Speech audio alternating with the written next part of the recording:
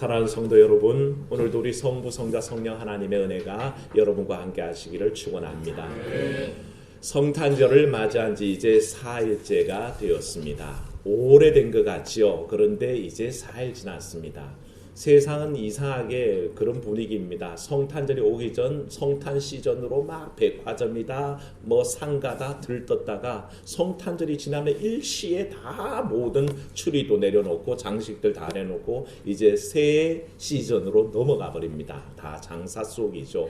근데 제가 해마다 이맘때 설명드렸지만 교회 성탄 주기는 주연절까지입니다. 그러니까 대림절에서 시작해서 성탄 전야까지 대림절을 보내고요. 그 다음에 성탄절을 맞이하게 되면 그 성탄의 시기는 언제까지냐 하면 1월 6일 주연절까지 성탄 시기가 이어집니다. 그러니까 우리는 성탄절을 떠나보냈으니까 끝이 아니라 지금 한참 성탄의 주기를 살고 있는 겁니다. 그러니 아기 예수의 그 성탄의 기쁨이 지금도 충만하시기를 축원합니다.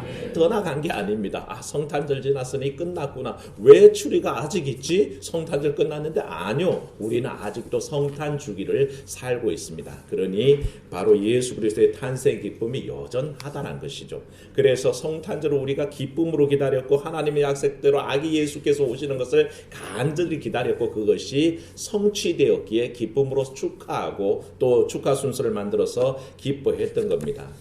그런데 막상 우리의 현실 속에는 성탄절이 왔는데도 왜 내 삶에는 아무런 변화가 없죠? 라고 묻는 분들이 혹간이 있습니다. 성탄절은 구세주가 오셔서 내 삶을 변화시키러 가셨는데 그 약속대로 오셨고 그런데도 왜 내 삶에는 아무런 변화가 없을까 하는 이 문제로 고민하게 된다는 것입니다. 이런 고민이 과연 우리에게 오신 아기 예수의 성탄의 의미가 뭔지를 다시 한번 생각하게 합니다만 진지하게 생각해 보면 이렇습니다. 마태복음 2장에 가면 예수님의 성탄 이야기가 기록되어 있죠. 그 위에 보면 동방박사들이 예루살렘 헤롯 궁에 와서 나신 아기를 묻습니다.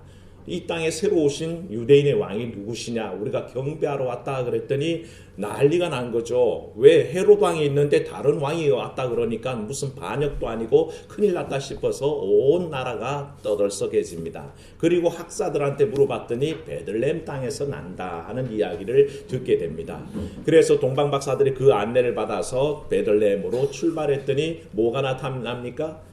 별이 나타나죠. 별이 나타나서 동방박사를 인도해서 결국에는 아기 누이신 곳까지 인도해서 결국에는 황금과 유향과 모략 들여서 경배를 합니다. 그리고 이때 올 때 헤롯이 동방박사들에게 했던 말이 있습니다. 너희가 가서 경배하고 난 다음에 돌아와서 누구에게도 알려달라?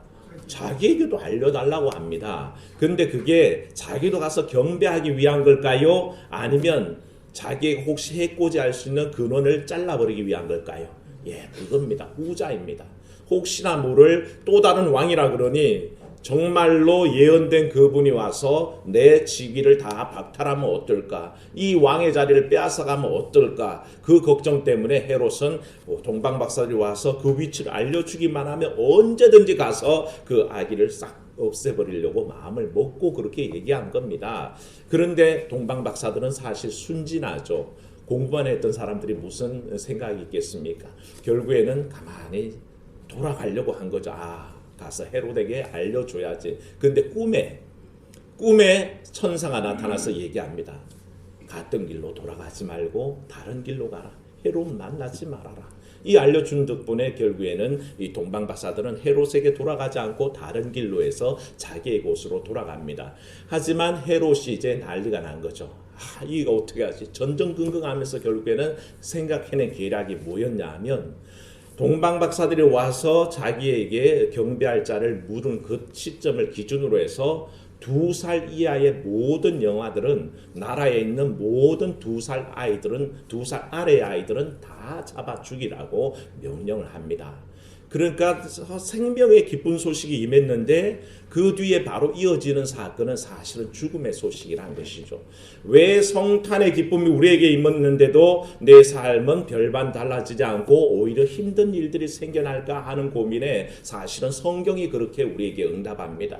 성탄의 소식 때문에 기쁜 일만 있었느냐? 아니요. 그 직후에 바로 영아사례라는 아주 흉악한 일들이 있었다는, 끔찍한 결과가 있었다는 것을 우리가 생각해 보면서 결국에는 이 성탄의 기쁜 소식과 우리 삶의 관계가 어떠한지를 오늘 말씀을 통해서 한번 진지하게 생각해 봐야 합니다. 예수님을 영접하면 좋은 일만 있을 줄 알았는데 그렇지 못하면 우리는 가끔씩 실망합니다. 예수 믿지 않았을 때는 그런 일이 결코 없었는데 어느 날 예수 믿고 나니까 갑자기 시험과 환난이 막 나를 휘감아 옵니다. 그럴 때 우리는 낙심하기도 하고요. 내가 이거 괜히 교회 다니나? 괜히 예수 믿는다고 그랬나? 왜 예전에 없던 일들이 이렇게 일어나지라고 불편해합니다.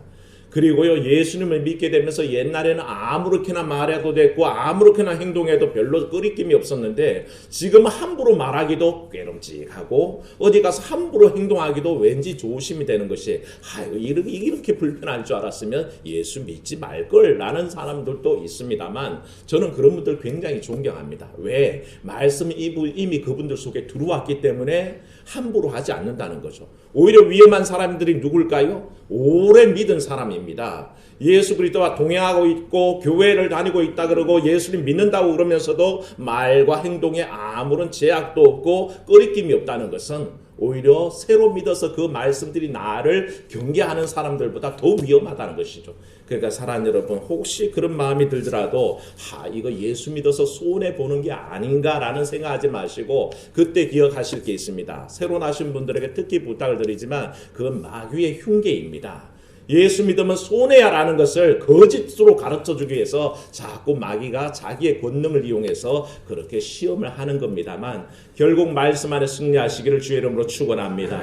결국 이겨내야 합니다. 그런 일들이 일어난 겁니다. 예수 그리스도의 탄생의 소식에 뒤이어서 영아사례의 소식이 오지만 그것 때문에 좌절할 이유가 없습니다. 왜요? 메시아 도래 위에서 새로시 그렇게 영아사례를 하며 위협하지만 메시아의 십자가의 구속 사건이 멈춰졌나요? 아닙니다. 하나님은 따로 길을 내셔서 예수님을 어디로 피하게 하셨냐면 나사렛에 피하게 하셨습니다. 그리고 헤롯이 죽은 다음에 다시 나사렛에서 애굽으로 피하게 했다가 나사렛에 돌아오게 하셔서 나사렛 예수가 되게 하셨던 거죠. 그러니까 애굽으로 피하게 하신 그 놀라운 권능을 생각할 때 하나님은 이 메시아 사역이 그대로 지속대로 인도하고 계신다는 것을 우리가 알아야 합니다. 오늘 이 우리의 말씀을 통해서 그런 점들을 확인하면서 은혜를 나누려고 하는데 이런 성탄절을 보내면서 우리가 맞이하게 되는 변화가 없다는 그런 고민과 동일한 고민을 하던 사람들이 과거 이스라엘에 있었습니다. 왜냐하면 그 당시에 이스라엘 백성들은 나라가 멸망했을 때입니다. 바벨론 포로기를 제가 지금 말씀드리는 건데요. 나라가 멸망해서 70년 만에 해방을 맞이했습니다. 고레스 왕이 칙령을 내려서 모든 사로잡혀온 족속들은 자기 나라 자기 땅으로 돌아가라 라고 뿌려줬습니다. 그러니까 이스라엘 사람들은 70년 만에 해방을 맞이했죠. 그래서 기쁨으로 돌아오는데 시편의 얘기 속에는 뭐라고 하냐면 자기들이 그 해방에서 돌아올 때 입이 쫙 찢어져서 그저 웃음이 흘러나오는 찬송밖에 없다고 합니다. 왜? 당연하지 않습니까? 70년 동안 종살이 하다가 풀려났는데 얼마나 기뻤겠습니까? 우리도 해방 맞이해서 8.15 해방 때에 일제 그 강점기를 36년 만에 극복하면서 얼마나 큰 기쁨이 있었겠습니까? 동일한 얘기죠. 그런 기쁨으로 돌아왔습니다. 마음의 기쁨이 충만했습니다. 기대가 가득했습니다. 이제 해방된 조국에서 회복된 땅에서 우리의 온전한 나라를 이루어 봐야지라고 기대하고 왔는데 막상 현실은 어떠했을까요? 모든 성전은 다 허물어졌습니다. 예루살렘 성벽은 하나도 없이 다 허물어져서 폐허만 남아 있습니다. 도대체 이 땅에 돌아와서 보게 되는 것은 고통스러운 현실과 좌절밖에 없다는 것을 그들이 알게 된 겁니다. 그러니까 실망도 되고 낙담하기도 하죠. 그런 상황이었습니다. 이상하다. 하나님의 은혜는 떨어진 것 같은데 왜 돌아와서 보니까 더 살기가 힘들지? 하나님께서 애굽에서 종살이 하던 때를 참으로 힘겨워하셔서 이스라엘을 해방시키기 위해서 광야로 이끌어냈습니다. 그런데 사람들이 막상 느낀 것은 뭡니까? 내가 애굽에서 종살이할 때보다 여기가 왜 더 못해 보이지? 라는 고백입니다. 거기에 있으면 고기라도 얻어먹고 맛난 양념들이라도 곁들여서 먹었는데 이 광야에 오니까 뭐밖에 없다? 이 척박한 맛없는 만나밖에 없다라고 이스라엘 백성이 얘기했을 만큼 상황이 이상하게 은혜대로 넘어온 것 같은데 현실적인 삶은 더 어려워진다는 것 때문에 많은 이들이 고민하는 겁니다. 처음에 말씀드렸던 새로 믿는 사람들의 그런 실망이 거기에 있습니다. 시험거리가 거기에 있습니다. 왜 내가 예수 믿고 더 나아진 게 아니라 더 힘들어졌지라는 생각을 우리에게 마귀가 집어넣어서 착각하게 만든다는 것이죠. 하나님은 그걸 원치 않으십니다. 그래서 이렇게 돌아와서 결국에는 폐허가 되어 있는 자기 조국 앞에서 시리에 빠져 있는 백성들에게 오늘 이사야 선지자는 7절 말씀을 통해서 말씀하시는데 한번 읽어봅니다. 내가 여호와께서 우리에게 베푸신 모든 자비와 그의 찬송을 말하며 그 사랑을 따라 그의 많은 자비를 따라 이스라엘 집에 베푸신 큰 은총을 말하리라. 아멘.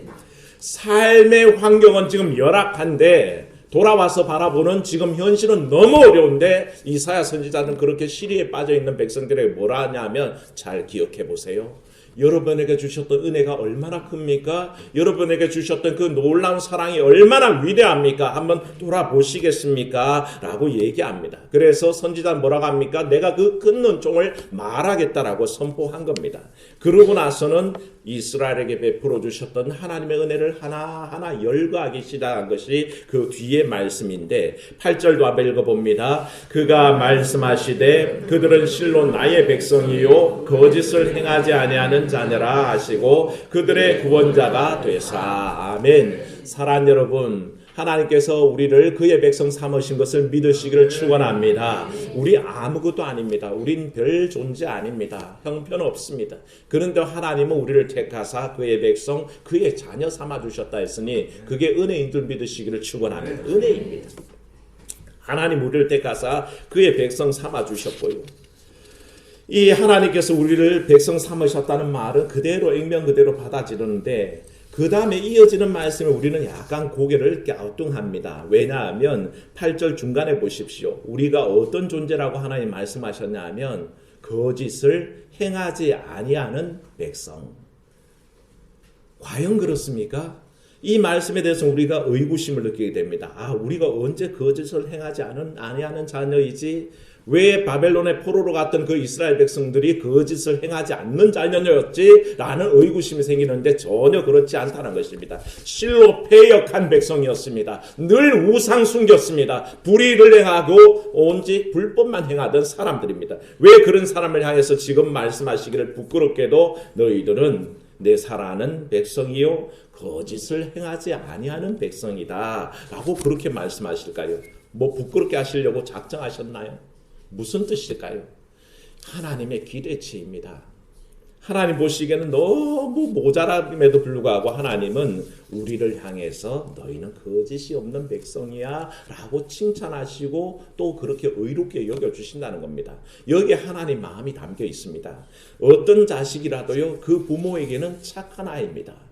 제3자가 보면 형편없는 아이인데 그 부모는 말하기를 우리 애가 너무너무 심성은 착한데 상황이 그래. 친구를 잘못 만났어. 때를 잘못 만났어. 그렇게 변화하는 엄마 아빠의 모습을 보면 늘 한결같습니다. 내 아이는 착하다는 것입니다.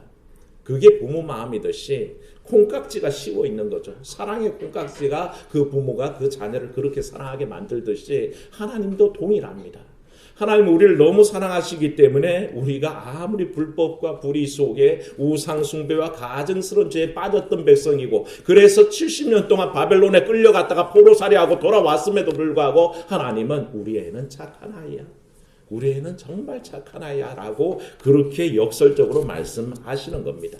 그러니 뭡니까? 하나님은 지금의 나의 못난 모습을 보시는 게 아니라 나의 희망찬 미래를 보시는 것인 것을 믿으시기를 축원합니다. 하나님은 초점을 우리의 모습, 현재의 모습에 맞추지 않습니다. 우리의 달라진 모습이고 거룩해진 모습이고 새로워진 그 미래의 모습에 맞추고 있다는 것입니다. 그래서 하나님은 너희는 내 백성이야, 너희는 착한 아이야, 너희는 착한 거짓을 행치 않아 라고 얘기하는 겁니다. 그게 바로 전적인 하나님의 은혜입니다. 우리의 지금 모습은 부족하지만 하나님께서 그렇게 여겨주셨기 때문에 그것을 은혜라고 얘기하는데, 이걸 알고 지냈던 바울이 고린도전서 15장 10절에 말하기를 한번 따라합시다. 나의 나된 것은 하나님의 은혜다. 바울이 그렇게 고백할 수밖에 없었습니다. 자기는 연약한데, 자기는 부족한데, 자기는 예수 믿는 사람 잡아 죽이러 다녔던 괴수 중의 괴수인데 하나님께서 이방의 사도로 세워주시고 결국엔 복음을 진리를 맡기셔서 이방을 전도하는 자리에 세워주셨거든요. 그러니까 가만히 생각해보니 그것은 전적인 은혜였다는 것입니다. 그래서 바울이 나의 나된 것은 하나님의 은혜라 얘기하듯이 이스라엘 백성이 그렇게 패역했지만 너희는 거짓 없는 백성이야 라고 그 말을 듣는 자체가 바로 은혜라는 것입니다. 그렇다면 우리는 어떻습니까? 우리도 동일한 줄로 믿습니다. 우리를 돌아보면 아무것도 아닌 부족한 존재임에도 불구하고 하나님은 너희는 너무 착한 나의 아이야 라고 말씀하고 계신다는 것입니다. 오늘도 그 은혜를 누리시기를 주의 이름으로 축원합니다. 여기 우리의 말씀 속에서 또다시 느낄 수 있는 은혜, 지금 이사야가 선포하는 것은 9절 말씀에 그들의 모든 환난에 동참하사, 한번 따라합시다. 환난에 동참하사. 이 말씀 무슨 뜻일까요? 우리의 어려움 가운데 함께 하신다는 뜻입니다. 사람들은 별로 의지할 바가 없습니다. 원래 인생들이 그렇습니다. 고음 이야기가 있는데요. 어떤 친구, 절친한 친구 둘이 길을 가다가 고음을 만났어요. 그러면 어떻게 해야 될까요? 주랭랑을 치죠. 둘이서 막 주랭랑을 치는데 한 명이 막 도망가다가 옆에 사람에게, 친구에게 묻습니다. 큰일 났다고. 그랬더니 이 친구가 말합니다. 우리가 아무리 빨라도 저 고음보다 빨리 달릴 방법이 없으니 참 걱정일세. 그랬더니 또 옆 친구가 죽으라고 달리면서 뭐라 그런지 아십니까? 아이고, 나는 저 고음보다 빨리 달리는 게 걱정이 아니라 자네보다 빨리 달려서 도망가는 게 걱정일세. 그렇게 얘기하더랍니다. 왜? 자기가 먼저 도망가면 뒤에 처진 친구가 잡아먹히니까 자기는 살 거란 얘기죠. 아주 얄팍한 현대인들의 심성을 표현하는 얘기입니다. 같이 어떻게든 위기를 극복하고 도망가자가 아닙니다. 나는 이 친구를 밟아서 뒤로 넘어뜨려서 먹잇감으로 주고 나는 살겠다는 그런 아주 얄팍한 뭡니까? 강자 생존의 법칙을 얘기하는 겁니다. 무한 경쟁의 시대에 노출되어 있는 우리를 바라보게 합니다. 문제는 어떤 위기 가운데 우리 모두가 살아나는 공령과 공생이 아니라 남들 밟고 일어서는 나만 되면 잘 되면 된다. 나만 남들보다 빠르면 된다. 나만 살면 된다는 무한 경쟁에 내버려져 있다는 것입니다. 사랑하는 여러분, 그게 우리 사는 세상입니다. 우리 사는 세상은 그걸 당연시하고요. 그게 마치 진리인 것처럼 추구해 갑니다. 하지만 사랑하는 여러분, 우리 하나님 같았으면 어떻게 하실까요? 우리를 살리기 위해서 스스로 자기 목숨을 내어서 고음에게 잡아먹히실 분이란 것을 여러분 아시기를 축원합니다. 하나님은 그런 분입니다. 인간끼리는 경쟁하면서 남을 밟아서 그 생명 갉아먹고 내가 살려 그러지만 하나님은 자기 생명 주시기를 기뻐하시고 그 생명 버리사 우리를 구원하시는 분이란 것입니다. 그래서 하나님의 말씀이 바로 우리에게 말씀하시기를 환난에 동참하신다는 말은 내 고난의 현장에 함께 하시겠다는 뜻입니다. 믿을 사람 하나도 없을 때에 우리 하나님께서는 나의 힘과 도움이 되시는 줄 믿으시기를 축원합니다. 그게 우리 하나님이십니다. 그래서 하나님을 이사야가 소개할 때 우리의 그 환난 가운데 동참하고 계신다는 것입니다. 사랑하는 여러분, 우리의 눈물 가운데 함께 하시는 주님 보시기를 축원합니다. 내가 너무 고통스러워서 아픈 상처를 아려 있을 때에 하나님께서 그 상처를 쓰다듬어 주시는 분입니다. 바로 그런 분입니다. 환난의 자리에 하나님은 늘 함께 하셨습니다. 그리고 분명히 말씀하셨기에 그 환난의 자리에 그의 사자를 보내사 구원하셨다고 얘기했습니다. 생각해 보십시오. 소돔과 고모라가 불구덩이에 있을 때 누굴 보내셨습니까? 하나님의 사자를 보내서 롯을 구원하셨죠. 다니엘이 사자굴에 있을 때 어떻게 하셨습니까? 주의 천사가 나타나서 사자의 입을 막아버리셨죠. 그래서 사자가 다니엘을 잡아먹지 못하게 하셨습니다. 다니엘의 세 친구 사드락 메삭 아벳노고 미사엘 하나냐 아사랴가 그 풀무불 속에 들어갔을 때 누가 함께 하셨습니까? 사람 셋 집어넣었는데 풀무불 그림자 속에는 몇 명이 돌아다닙니까? 4명이 돌아다닌다 그랬습니다. 셋을 놓는데 왜 넷이지? 한 명은 누구였을까요? 하나님입니다. 하나님의 사자입니다. 그가 이 세 친구 미사엘 하나냐 아사랴를 지키면서 풀무불을 견뎌내게 하셨던 것입니다. 사랑하는 여러분, 하나님은 늘 함께 하시고요. 하나님 늘 환난 날에 함께 하시고요. 우리의 고통 중에 구원하시는 분인 것을 믿으시기를 축원합니다. 그래서 구원의 역사가 이어져 가고 있다는 것입니다. 지금도 마찬가지입니다. 예전에는 천사를 보내서 구원하셨다면 지금은 우리 모든 신약의 백성들에게는 예수 그리스도를 주신 줄로 믿습니다. 그때는 주의 사자가 천사들이 따라왔지만 지금은 예수께서 우리 가운데 아기의 예수의 모습으로 오셨고 임재하셨습니다. 그래서 그분의 은혜 가운데 우리는 살고 있고 그분의 십자가의 보혈의 공로로 우리 모두가 구원의 백성 된 줄로 믿습니다. 그게 우리 신앙 고백입니다. 우리는 그렇게 살고 있습니다. 늘 함께 하시는 그 하나님의 은혜가 우리를 살게 하셨다는 것이죠. 그리고 이사야가 강조하는 마지막 은혜는 뭐였냐 하면 10절 말씀 한번 읽습니다. 시작. 그들이 반역하여 주의 성령을 근심하게 하였으므로 그가 돌이켜 그들의 대적이 되사 친히 그들을 치셨더니. 아멘. 죄를 범했을 때 징계하신다는 거, 그거 벌 주시는 걸까요? 아니면 사랑하시는 걸까요? 그게 나를 해코지 하시는 걸까요? 은혜 주시는 걸까요? 정확하게 아시기 바랍니다. 하나님께서 나를 징계하시는 것은 은혜인 줄로 믿으시기를 축원합니다. 그 은혜의 사건입니다. 반역했습니다. 여러분 중에 혹시 이웃집 아이가 잘못하는 일을 보고 있을 때에 그 이웃집 아이를 불러서 내 아이 혼내듯이 혼내서 본 적 있으십니까? 아니요. 사실은 무관심합니다. 그놈이 어떤 짓을 하든 그놈을 때려서라도 훈계를 해서라도 그 애를 고쳐볼 생각을 사실은 하지 않습니다. 왜요? 내 자식 아니기 때문에 그렇습니다. 그렇게 살다가 그가 어떻게 되든 사실은 큰 관심이 없다는 것입니다. 근데 반대로 얘기해 볼까요? 내 아이가 지금 큰 잘못을 했는데 모른 척하는 부모 있습니까? 절대 없습니다. 데려와서 꾸짖기도 하고 회초리를 들기도 하고 어떤 때는 보치라고 눈물로 호소하기도 합니다. 왜 그렇습니까? 내 자식이기 때문에 그렇습니다. 내 자식은 어떻게든지 어떤 방법으로든지 고쳐서 온전하게 세우고 싶은 게 부모 마음입니다. 이스라엘 백성이 그랬습니다. 하나님 보시기에 너무 패역한 자식들입니다. 그런데 하나님은 이 내 자식을 버려둘 수가 없었습니다. 그래서 회초리를 드셨고 그 회초리가 결국에는 이스라엘이 70년 동안 바벨론에 포로로 가서 끌려가서 살게 하는 혹독한 매였습니다. 그 매를 때리신 이유는 사랑하셨기 때문이고 그 은혜를 깨닫게 하시기 위한 것이었고 관계를 회복하기 위한 것이었던 것입니다. 사랑하는 여러분, 하나님은 사랑하시면 매를 드십니다. 여러분들도 여러분 삶 속에 닥친 환난이 사랑의 매인 것을 믿음으로 깨달으시기를 축원합니다. 왜 내가 이토록 어렵지? 사랑의 매입니다. 하나님이 나랑 아무 상관없으면 무관심하셔서 방치하실 터인데 그렇지 아니하고 죄악길에서 회초리를 드셨고 방탕함에 회초리를 드셨고 내 마음대로 하는 교만에 회초리를 드셨습니다. 그래서 깨닫게 하시는 거죠. 그리고 그 회초리를 통해서 관계 회복을 원하시는데 그게 바로 은혜의 회초리라는 것입니다. 결국 이스라엘들은 혹독한 회초리를 맞고 정신을 차립니다. 그리고 과거를 회상합니다. 그 과거를 회상하는 것이 바로 10절 말씀부터 쭉 이어지면서 계속 반복되는 그분이 이제 어디 계시냐라는 질문입니다. 과거를 회상해 봤더니 출애굽 때에 모세를 통해 은혜 주셨던 그 하나님인데 지금 어디 계실까? 성령의 권능으로 함께 하셨던 그분 이제 지금 어디 계시냐? 모세의 팔을 들어서 무리발을 치기만 하면 무리발을 친 사건을 얘기하니까 우리 박경주 권사님 생각이 나는데 할렐루야 아멘. 네.